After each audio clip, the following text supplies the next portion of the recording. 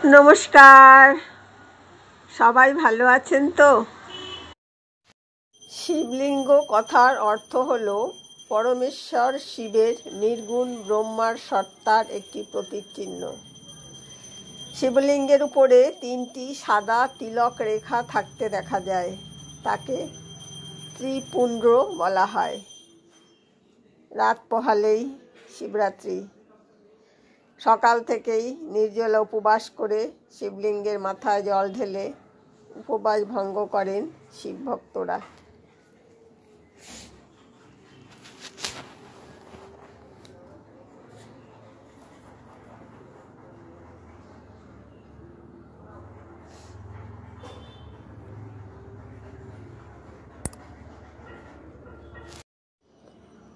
মহাশিবরাত্রি হল সেই মহারাত্রি যা শিব উপাসনার সঙ্গে ঘনিষ্ঠভাবে সম্পর্কযুক্ত।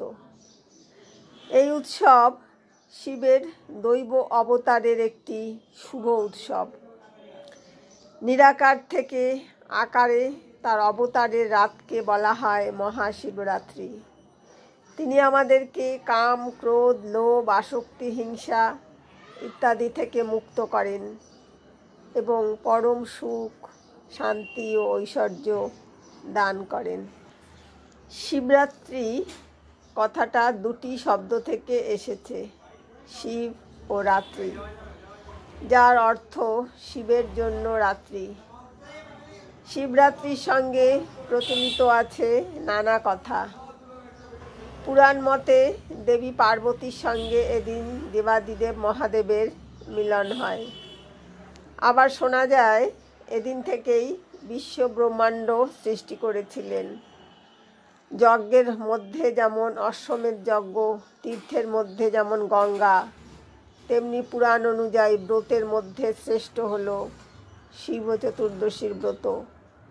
তাই শিবরাত্রির ব্রত পালন করলে ধর্ম, অর্থ, কাম, মোক্ষ এই চতুর্বিধ ফল লাভ হয়।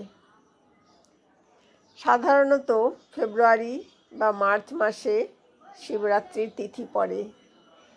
এই বছর 26শে ফেব্রুয়ারি বুধবার পড়েছে মহাশিবরাত্রির তিথি।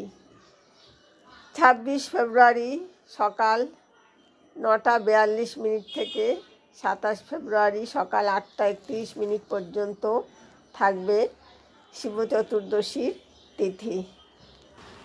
হিন্দু ধর্মাবলম্বীদের সর্বোচ্চ দেবতা মনে করা হয় শিব।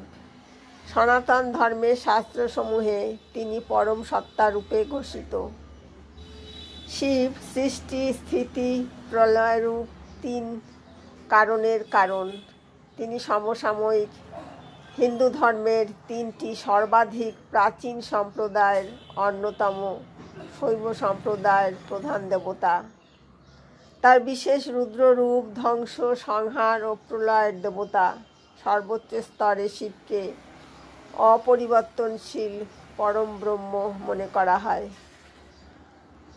ভোলানাথ সমস্ত ভক্তের উপর তার আশীর্বাদ বর্ষণ করেন। মহাদেবের আরাধনার সর্বশ্রেষ্ঠ দিন হল মহাশিবরাত্রি। বিশ্বাস করা হয় এদিন ভক্তি মনে পূজা করলে শিব ভক্তদের মনোবাঞ্ছা পূরণ হয়। মাঘ মাসের কৃষ্ণপক্ষের চতুর্দশী তিথিতে শিবরাত্রি পালন করা হয়। এবছর শিবরাত্রি পালিত হবে 26শে ফেব্রুয়ারি। এই দিনটিকে ভগবান শিব এবং দেবী পার্বতীর বিবাহের প্রতীক হিসেবে বিবেচনা করা হয়।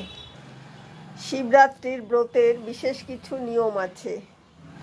এই ব্রত পালন শুরু হয় শিবরাত্রির আগের দিন থেকে এবং শেষ হয় শিবরাত্রির পরের দিন। ব্রত শুরু হওয়ার আগের দিন নিরামিষ খেতে হয়। ব্রতের দিন উপোস থেকে গঙ্গা জল, দুধ, ঘি এবং মধু মাখিয়ে শিবলিঙ্গকে 4 প্রহরে 4 বার স্নান করাতে হয়। বেলপাতা, ধূত্র ফুল, আকন্দ ফুল, নীল অপরাজিতা ফুল এবং ফল মিষ্টি নিবেদন করে শিবের আরাধনা করা এই ব্রতের নিয়ম। পরবর্তী দিন অতিথি ভোজন করিয়ে এই ব্রত উদযাপন সমাপ্ত হয়। ব্রত পালনের আগের দিন সংযম করতে হয়। ওই দিন আমিষ খাবার খাওয়া উচিত নয়। ময়দার কিছু খাওয়া যেতে পারে। নুনের ক্ষেত্রেও সন্দক লবণ দিয়েই রান্না সারতে হবে। বিশ্বাস, এই দিন নিষ্ঠা ভরে কিছু নিয়ম পালন করলে মনোবাঞ্ছা পূরণ করেন ভগবান শিব। শাস্ত্রমতে মহাশিবরাত্রির দিন পূজা করার শ্রেষ্ঠ মুহূর্ত নিশীথকাল, মানে রাত্রিবেলা। এই দিন 4 প্রহরে আরাধনা করতে হয় মহাদেবের। কেউ একটি প্রহরে পূজা করেন, আবার কেউ কেউ 4 প্রহরেও পুজো করেন। শাস্ত্রমতে মহাশিবরাত্রি তিথিতে সন্ধ্যাবেলা স্নানের পর শিবের পূজা করা উচিত। বিশ্বাস অনুযায়ী ব্রত পালনের পূর্ণ ফল লাভের জন্য সূর্যোদয় থেকে শুরু করে চতুর্দশী তিথি অস্ত হওয়ার মধ্যেকার সময় পর্যন্ত ব্রত সমাপ্ত করা উচিত। ব্রত পালনের আগের দিন সংযম করা হয়। শিবপুরাণ অনুসারে আদি শক্তির অনন্ত আধার মহাদেব, তিনি সর্বপ্রথম। শাক্ত সম্প্রদায়ের মধ্যে প্রধান আরাধ্য তিনি। বিশ্বাস, এই দিন উপোস করে ভক্তি ভরে পুজো করলে সন্তুষ্ট হন শিব, ভক্তদের মনোবাঞ্ছা পূরণ করেন। কথিত এই দিন সঠিক নিয়ম মেনে কুমারীরা যদি ব্রত পালন করেন তাহলে শিবের মতো জীবনসঙ্গী পান তারা।